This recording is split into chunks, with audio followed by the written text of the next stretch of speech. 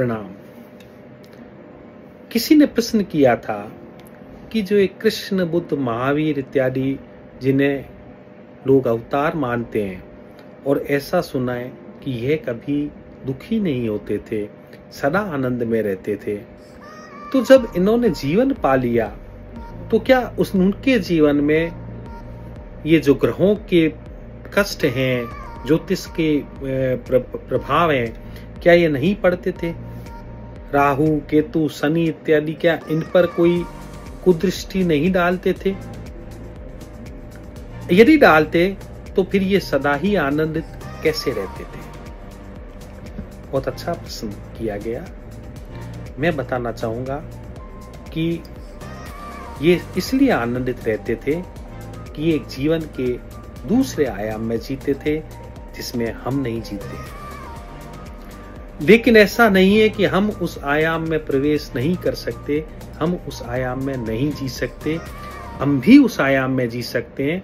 और यदि हम उस आयाम में जीने लगे तो हमारे जीवन में भी ग्रहों के प्रभाव समाप्त होने लगते हैं।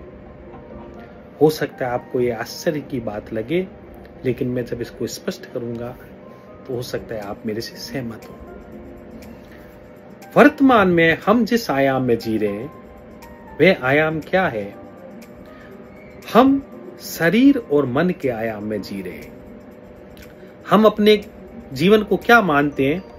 एक तो इस शरीर को हम अपना मानते हैं कि ये हमारा जीवन है, और एक हमारा जो मन है, विचार है, उसको मानते हैं कि ये हमारा जीवन है। हम इन दो आयामों में जीते हैं। शरीर जो है वह पदार्थों से बना है, भौतिक शरीर है। इसका प्रभाव बाहर के वातावरण से पड़ता है। बाहर अगर बहुत ज्यादा वातावरण अनुकूल नहीं है तो शरीर में भी उसका प्रभाव पड़ता है।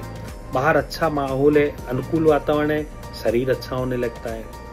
सूर्य, चंद्रमा, तारे, प्रकृति, सभी से शरीर जुड़ा हुआ है, तो सबका प्रभाव शरीर पर पड़ता है। तो बाहर जैसा भी चीज होगी, शरीर भी उससे प्रभावित होता ही है। तो फिर ग्रहों के भी प्रभाव शरीर पर पड़ेंगे, ग्रहों के भी अच्छे और बुरे प्रभाव शरीर पर पड़ेंगे और सुख दुख निर्मित होगा। इसी तरह दूसरा आयाम जिसमें हम मन के आधार पर जीते हैं, विचारों से जीते हैं, मन से जीते हैं, वह भी बाहर से प्रभावित होता है। हम जिन लोगों से मिलते हैं, जुलते हैं, उनसे बातें सुनते हैं, उनकी दर्द सुनते हैं, उनकी खुशियां सुनते हैं, वह सारी की सारी चीजें हमारे मन पर प्रभाव डालती हैं। बाहर जैसा परिवेश है, समाज का वह कैसे ऐसा वातावरण है, हमारे मिलने जुलने वाले लोगों के जैसे व्यवहार हैं, उन सब का प्रभाव हमारे मन पर पड़ता है। तो मन भी बाहर से जुड़ा हुआ है, शरीर भी बाहर से जुड़ा हुआ है, और इस जुड़ाव के कारण बाहर के जो सकारात्मक नकारात्मक प्रभाव है वो हमारे जीवन में पड़ते हैं। तो इस आयाम में हम जीते हैं तो हम सुखी दुखी होंगे ही होंगे, और फिर ग्रहों की स्थितियां होंगी वो हमारे पर प्रभाव डालेंगी ही डालेंगी। और यही ज्योतिष का पूरा विज्ञान है। ज्योतिष का अर्थ है कि हम सब एक दूसरे से जुड़े हुए हैं और एक दूसरे की स्थितियों से हमारे जीवन में फर्क पड़ता है। यही तो ज्योतिष है, और क्या है। शनि जैसा होगा वैसा हमारा जीवन वैसा ही होने लगेगा, राहु की जो स्थिति होगी वैसा ही हमारा जीवन होगा, केतु की जो स्थिति होगी उस पर हमारा जीवन प्रभावित होगा। यानी बाहर और हमारा होना ये एक दूसरे पर निर्भर है, और इसी निर्भरता के कारण पूरा का पूरा ज्योतिष का विज्ञान खड़ा हुआ है। लेकिन इससे पार जाया जा सकता है, इससे छलांग लगाई जा सकती है, इससे अप्रभावित हुआ जा सकता है। जो कृष्ण, बुद्ध, महावीर इत्यादि के जीवन में हुआ, उनके जीवन में क्या घटना घटी जो हमारे जीवन में नहीं घटी है?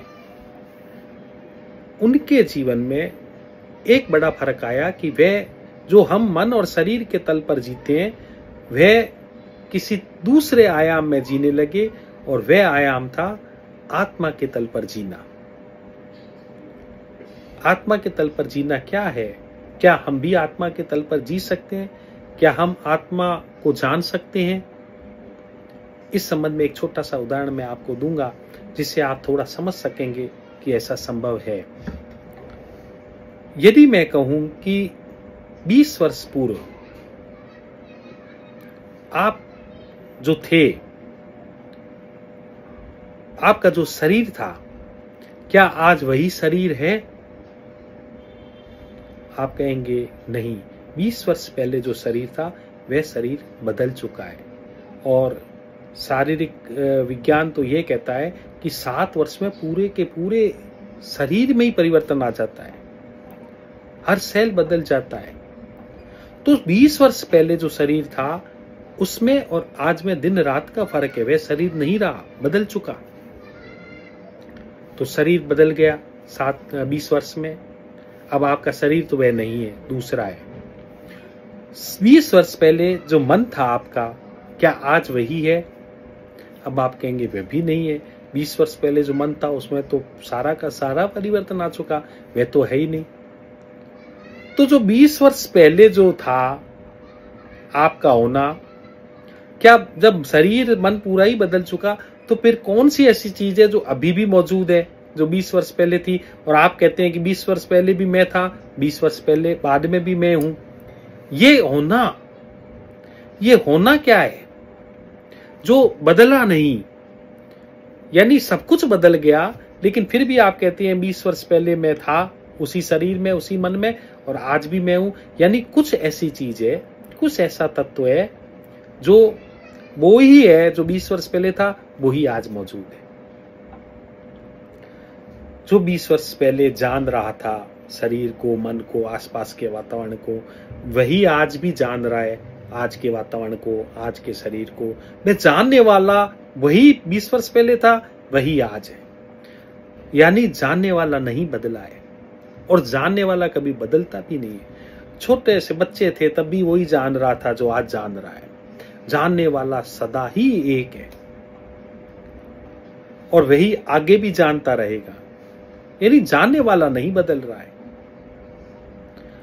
अब जब जानने वाला नहीं बदल रहा है, इसका मतलब जानने वाला तो स्थिर है, वह तो कभी भी नहीं बदलता है। तो जो स्थिर चीज है वह, इसका मतलब हो गया कि बाहर से प्रभावित नहीं हो रही है, उसमें परिवर्तन नहीं हो रहा है।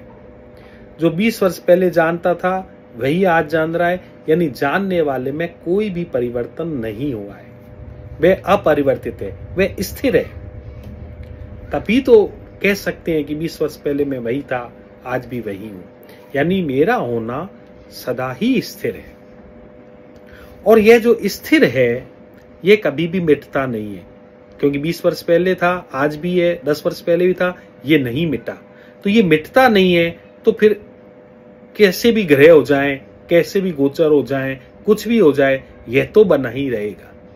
इसमें तो कोई परिवर्तन आएगा ही नहीं। तो यदि हम इस आयाम में जीने लगे, इस होने के आयाम में जीने लगे, एक ऐसी आप कल्पना करें कि आप ये शरीर और मन नहीं है, आप वे हैं जो जान रहा है और उसमें ही जी रहे हैं, इसमें नहीं जी रहे, इसे अपना नहीं मान रहे। इसे तो आप मान रहे हैं कि ये तो शरीर और मन है, और मैं वास्तविक जो हूं उसमें मैं जीने लगूं, तो वह तो कभी भी नहीं बदलता है। वह जानने वाला तो कभी भी नहीं बदलता है। तो जब बदलता ही नहीं है, तो उस पर कुछ भी हो जाए, शनि आ जाए, राहु आ जाए, केतु आ जाए, वह तो सदा एक सा रहेगा, उसमें कोई प्रभाव ही नहीं पड़ेगा। तो उस आयाम में जिया जा सकता है, वहां पहुंचा जा सकता है। अगर हम उस आयाम में पहुंच जाएं तो हमें पता चलेगा कि यह तो कभी मिटता ही नहीं है, यह सदा ही बना रहता है। तो फिर बाहर के परिवर्तन केवल बाहर ही नजर आते हैं, उसमें कोई परिवर्तन नहीं होता। वह तो सदा ही अस्पर्शित रहता है, वह सदा ही स्थिर रहता है। तो उस आयाम में जीने वाला व्यक्ति इन ग्रहों के प्रभाव से मुक्त हो जाता है, क्योंकि अब उनका जीवन इन ग्रहों पर निर्भर नहीं है। वह उस चीज को जान गए हैं जो सदा एक सा ही रहता है, जो कभी नहीं बदलता, और वो है हमारा होना। हमारा होना कभी भी नहीं बदलता है। हम सदा ही थे, हम पहले भी थे, आज भी हैं और आगे भी रहेंगे। इस होने में कोई परिवर्तन नहीं है, बाकी सब चीजों में परिवर्तन होगा, लेकिन ये जो हमारी उपस्थिति है, हमारा प्रेजेंस है, जो हमारा होना है, वह कभी नहीं बदलता। इसे महसूस किया जा सकता है, इसे जाना जा सकता है ध्यान के द्वारा। ध्यान के द्वारा जो ओशो साक्षी की बात करते हैं, उस विधि के द्वारा, प्रक्रिया के द्वारा वहां पहुंचा जा सकता है जो तत्व कभी नहीं मिटता। और यदि हम वहां पहुंच जाएं तो फिर हम ज्योतिष के पार हो गए, ग्रहों के पार हो गए। हमें कोई दुखी नहीं कर सकता, हम सदा ही आनंदित रहेंगे, क्योंकि वहां सदा ही आनंद है। बहुत बहुत धन्यवाद, प्रणाम, थैंक यू।